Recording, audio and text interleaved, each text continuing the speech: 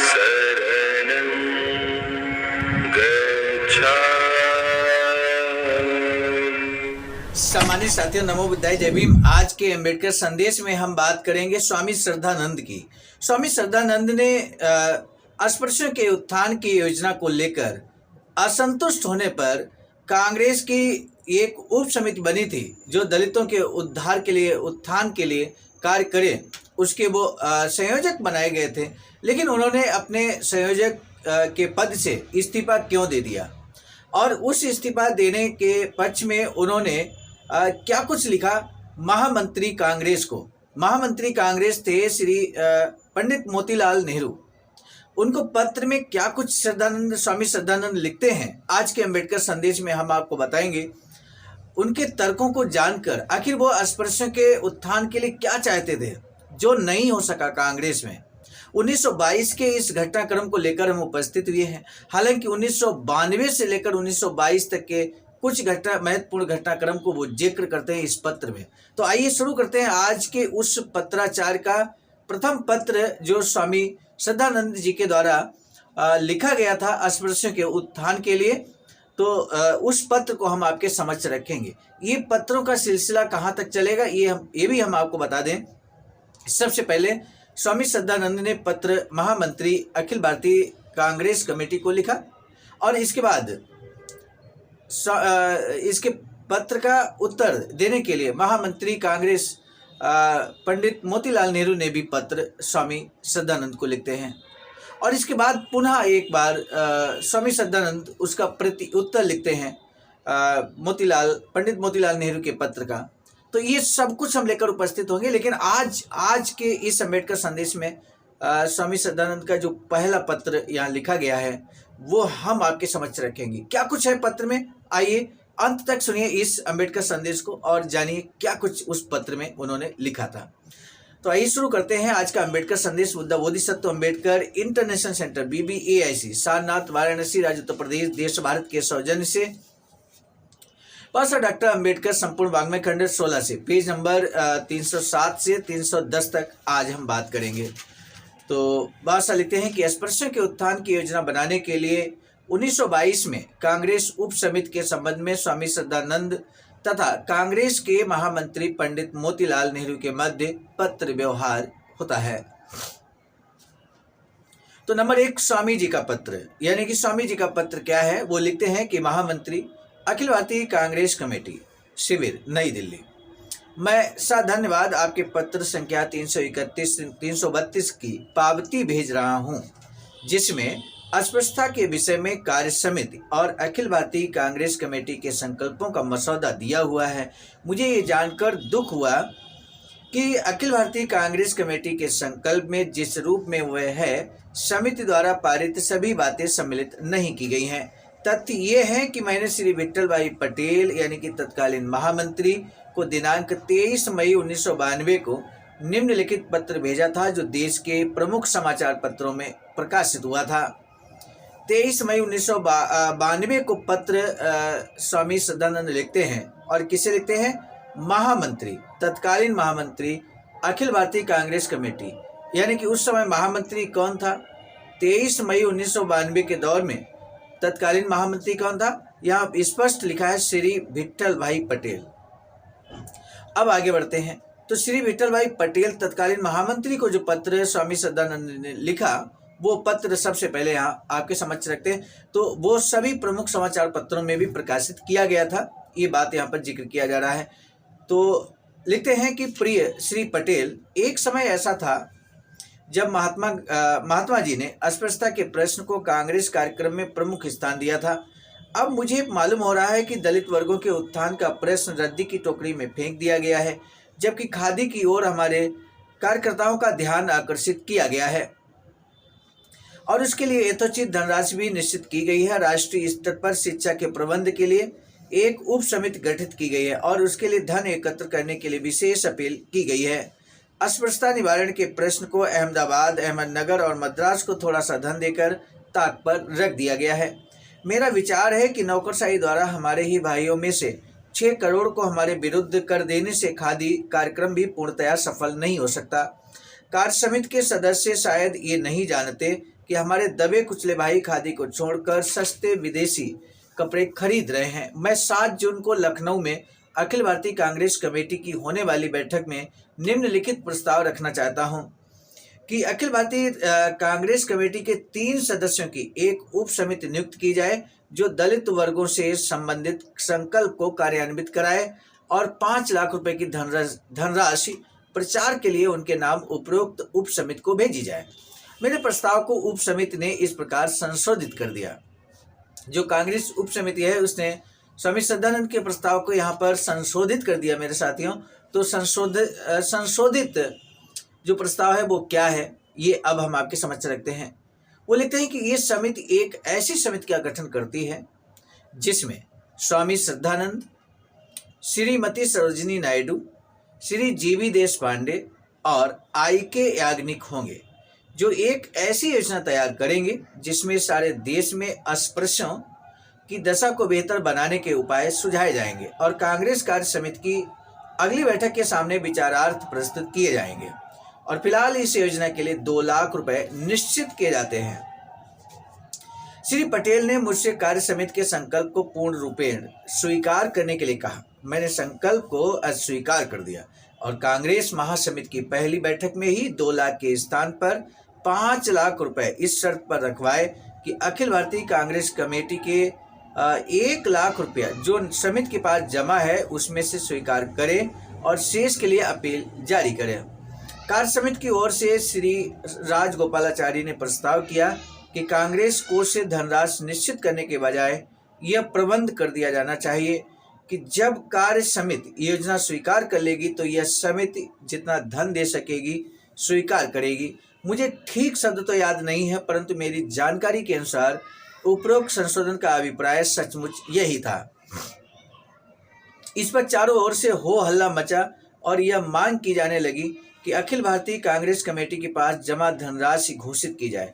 अध्यक्ष ने मुझे अलग बुलाकर विश्वास में लेकर कहा कि कांग्रेस के पास बहुत कम धनराशि बची है और यदि सही स्थिति बता दी जाती है तो इससे आंदोलन को ठेस पहुंचेगी, क्योंकि वहां बाहरी लोग और गुप्तचर भी मौजूद हैं। इस पर मैंने अपने समर्थकों के विरोध करने पर भी श्री राजगोपालाचारी के प्रस्ताव को मान लिया, परंतु मुझे तब बड़ा आश्चर्य हुआ जब मुझे समाचार पत्रों से ज्ञात हुआ कि राजगोपालाचारी का संशोधन भी नामंजूर कर दिया गया। उपरोक्त संकल्प पारित होने के बाद कुछ सदस्यों ने राय दी कि उप समिति का एक संयोजक नियुक्त किया जाना है, तो कई सदस्यों ने मुझे ही संयोजक बनाने का प्रस्ताव किया। इस पर तत्कालीन महामंत्री श्री विट्ठल भाई पटेल उठे और कहा, जैसा कि स्वामी श्रद्धानंद का नाम पहले आया है वही संयोजक बनेंगे और इसलिए अन्य और किसी के नाम का प्रस्ताव लाने की कोई आवश्यकता नहीं है। देश के सभी भागों से अस्पृश्यता के विषय में सदस्य अपने प्रांतों से सूचनाएं देने लगे और वहां जाने के लिए मुझ पर दबाव डालने लगे। इस पर मैंने कुछ वायदे भी किए। तब मैंने सोचा कि ऐसे प्राथमिक खर्चों के लिए बिना धन का प्रबंध किए काम नहीं चलेगा। धन के अभाव में क्षेत्र में जाकर जांच नहीं की जा सकेगी, जिससे इस कार्यक्रम हेतु कोई योजना बनाई जा सके। मुझे ये भी ज्ञात हुआ कि कार्य समिति द्वारा इलाहाबाद के द इंडिपेंडेंट के लिए 25,000 रुपए और हकीम अजमल खां की अर्जी पर दिल्ली के उर्दू दैनिक अखबार कांग्रेस के लिए 10,000 रुपए स्वीकार किए जाने थे। इसलिए मैंने कांग्रेस अध्यक्ष को अस्पृश्यता उप समिति के लिए 10,000 रुपए स्वीकार करने के लिए पत्र लिखा। इस सब के बाद आपके पत्र संख्या 331 के साथ भेजा गया कार्य समिति का निम्नलिखित प्रस्ताव बड़ा दिलचस्प है। स्वामी श्रद्धानंद का पत्र दिनांक 8 जून 1922 को दलित वर्ग के कार्य के लिए धनराशि के विषय में है। यह संकल्प किया जाता है कि श्री गंगाधर राव बी देशपांडे को इस प्रयोजनार्थ नियुक्त उप समिति का संयोजक नियुक्त किया जाए और उनसे अनुरोध किया जाए कि वह स्वामी श्रद्धानंद के पत्र पर विचार करने के लिए उप समिति की बैठक शीघ्र बुलाएं। एक और बात है जो स्पष्ट नहीं की जा सकती। मेरे प्रथम पत्र की प्राप्ति के बाद मैंने दूसरा पत्र हरिद्वार से दिनांक 3 जून 1922 को लिखा। प्रिय श्री पटेल, मैं परसों हरिद्वार से चलकर 6 जून को लखनऊ पहुंचूंगा। आप जानते हैं कि मैं दलित वर्गों के लिए क्या भावना रखता हूं। यहाँ तक कि पंजाब में मैंने देखा है कि उनके लिए कोई रचनात्मक कार्यक्रम नहीं बनाया गया है। संयुक्त प्रांत में यह कार्य निस्संदेह बड़ा दुष्कर कार्य होगा, परंतु दूसरी सबसे बड़ी कठिनाई और है। बारदौली योजना की मद संख्या 4 में प्रावधान है कि जहां अब भी जबरदस्त भेदभाव है, वहां कांग्रेस कोर्ट से अलग कुएं और अलग स्कूल खोले जाने चाहिए। इसमें कांग्रेस कार्यकर्ता जो या तो दलित वर्ग से ईर्ष्या करते हैं अथवा अपने को अस्पृश्यों को सामान्य कुओं से पानी दिलाने में कमजोर पाते हैं, इसलिए कुछ भी नहीं करते। मैंने देखा कि बिजनौर जिले में अस्पृश्य कुओं से बेहिचक पानी भरते हैं, परंतु कुछ स्थानों पर भेदभाव किया जाता है। मैंने अपनी अम्बाला छावनी, लुधियाना, बटाला, लाहौर, अमृतसर और जंडियाला यात्रा में अनुभव किया कि अस्पृश्यों की कठिनाइयों के निवारण में कितनी उपेक्षाएं की जाती हैं। दिल्ली में और उसके आसपास दलित उद्धार सभा, जिसका मैं प्रेसिडेंट हूं, कांग्रेस की अपेक्षा अधिक प्रशंसनीय कार्य कर रही है। मैं समझता हूं कि बारदौली योजना की मद संख्या 4 में जब तक रचनात्मक और यथोचित संशोधन नहीं किया जाएगा, तब तक कांग्रेस का कार्यक्रम, जिसे मैं महत्वपूर्ण समझता हूं, सफल नहीं होगा। कृपया निम्नलिखित संकल्प कांग्रेस अध्यक्ष के समक्ष प्रस्तुत करें और यदि वह अखिल भारतीय कांग्रेस कमेटी की अपनी बैठक में उसे प्रस्तुत करने की अनुमति दें तो मैं उसे वहां पेश करूंगा। बारदौली योजना की मद संख्या 4 के अंतर्गत टिप्पणी के स्थान पर निम्नलिखित टिप्पणी प्रतिस्थापित की जाए। ये स्वामी श्रद्धानंद के द्वारा यहाँ पर प्रस्ताव दिया गया कि जो बारदौली योजना है उसमें मद संख्या 4 है, उसमें कुछ संशोधन अपेक्षित किया गया है। दलित वर्ग की निम्नलिखित मांगे तुरंत मानी जाए। पहली मांग, अन्य वर्गों के समान वे भी एक मंच पर साथ साथ बैठें। दलित वर्ग की निम्नलिखित मांगे तुरंत मानी जाए, जिसमें नंबर 1 है अन्य वर्गों के समान वे भी एक ही मंच पर साथ साथ बैठे। दूसरा, उन्हें सामान्य कुओं से पानी भरने का अधिकार मिलना चाहिए। उन्हें सामान्य कुओं से पानी भरने का अधिकार मिलना चाहिए। और तीसरी शर्त यहाँ पर जोड़ी जाए बारदौली योजना में मद संख्या 4 में कि उनके बच्चों को राष्ट्रीय स्कूल और कॉलेजों में सामान्य रूप से भर्ती किया जाए और उच्च जातियों के बच्चों के साथ बिठाया जाए। कहने का तात्पर्य यह है 1922 का एक घटनाक्रम, ये 3 जो मांगे यहाँ की गई, मांगे तब की जाती जो चीज़ हमारे पास नहीं होती वही तो हम मांगते हैं।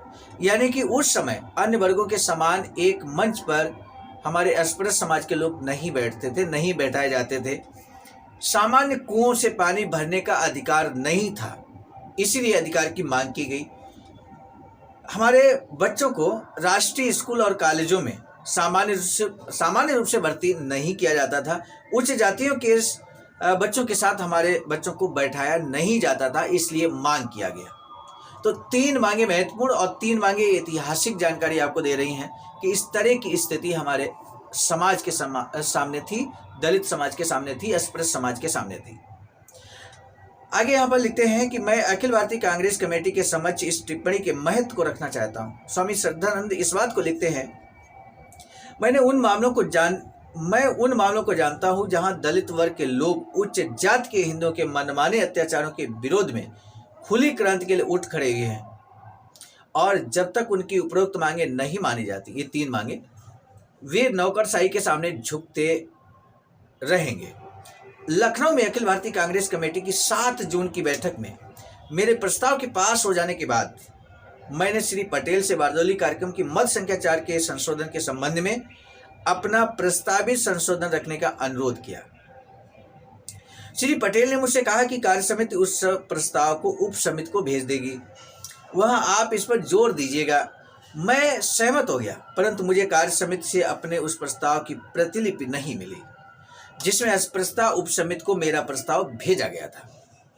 दिल्ली में और उसके आसपास अस्पृश्यता का प्रश्न बड़ी नाजुक स्थिति में है और मैं उसे तुरंत काबू में करना चाहता हूं, परंतु उप समिति स्वतंत्रता से कार्य नहीं करती क्योंकि कार्य समिति के सामने देश की ओर बहुत सी राजनीतिक परिस्थितियां विचारार्थ हैं और कांग्रेस की ओर से अस्पृश्यता निवारण का कार्य करने के लिए सारी योजना निश्चित करने के लिए कार्य समिति के पास समय नहीं है। ऐसी परिस्थितियों में उप समिति को मुझसे कोई लाभ होने वाला नहीं है, इसलिए मैं सदस्यता से त्याग पत्र देना चाहता हूं। समझ सकते हैं, इस तरह से त्याग पत्र की घोषणा कर दी यहाँ पर स्वामी श्रद्धानंद ने। दिल्ली 30 जनवरी 1922 को उन्होंने इस उप समिति से, जो कांग्रेस उप समिति बनी थी, इससे इस्तीफा देने की घोषणा कर दी है। और नीचे लिखा है कि आपका विश्वास पात्र श्रद्धानंद सन्यासी। समझ सकते हो, आज के अम्बेडकर संदेश में हम महत्वपूर्ण प्रश्न आपसे जानना चाहते हैं। इस महत्वपूर्ण प्रश्न का आंसर आपको करना है। महत्वपूर्ण प्रश्न ये है कि स्वामी श्रद्धानंद ने एक बारदोली जो योजना थी उसकी मद संख्या 4 में रचनात्मक और यथोचित संशोधन करने के लिए कुछ प्रस्ताव रखे थे, और ये प्रस्ताव रखा कि उसमें 3 मांगे, दलित वर्ग की 3 मांगे मान ली जाए या उस मद संख्या 4 में सम्मिलित की जाए। वो 3 मांगे क्या है? 3 मांगों में से कोई एक मांग भी अगर आप बता देते हैं तो हम निश्चित तौर पर गौरवान्वित होंगे कि आपने इस अम्बेडकर संदेश को अंत तक वाच किया है। सामान्य साथियों, हम एक महत्वपूर्ण बात बताना उचित समझते हैं। बाबा साहब की अधूरी इच्छा के अनुरूप एक वैचारिक सेंटर निर्माणाधीन है सारनाथ वाराणसी में, जहां पर 14,000 स्क्वायर फीट जमीन परचेज कर ली गई है ring road green city Faridpur Sarnath में। वैचारिक सेंटर के प्रशासनिक ब्लॉक का निर्माण कार्य कंप्लीट हो चुका है। शानदार बेहतरीन प्रशासनिक ब्लॉक का निर्माण पूर्ण हो चुका है। आगे अब मुख्य भवन को बनाने की बारी हम सबकी है, और इस हेतु आप दिए गए अकाउंट नंबर पर अपना अमूल्य योगदान कर सकते हैं। आज का अम्बेडकर संदेश हम लेकर उपस्थित हुए थे मिशन नायक बुद्ध मित्र मुसाफिर सर, राष्ट्रीय अध्यक्ष आवाज का नई दिल्ली की प्रेरणा में, और साथ ही साथ संकलन कथाक्रम में परम आदरणीय विजय कुमार बौद्ध जी, प्रांतीय कोषाध्यक्ष आवाज का बिहार। प्रस्तुत कथाक्रम में मैं स्वयं सर्वजीत आर्य, राष्ट्रीय मीडिया प्रभारी, IIT सेल आवाज का नई दिल्ली। मिलेंगे नए डॉक्टर अम्बेडकर संदेश में, तब तक दीजिए इजाजत। आप सभी को सादर नमो बुद्धाय जय। सामान्य साथियों, यदि आप हमारे इस चैनल आवाज का ऑफिशियल, जिस पर नियमित सुबह 5 बजे डॉक्टर अम्बेडकर संदेश आपको मिलता है, आप हमारे इस चैनल को सपोर्ट करना चाहते हैं तो हमारा आपसे निवेदन है कि आप हमारे इस चैनल को सब्सक्राइब कर लें, वीडियो को शेयर, लाइक, कमेंट जरूर करें।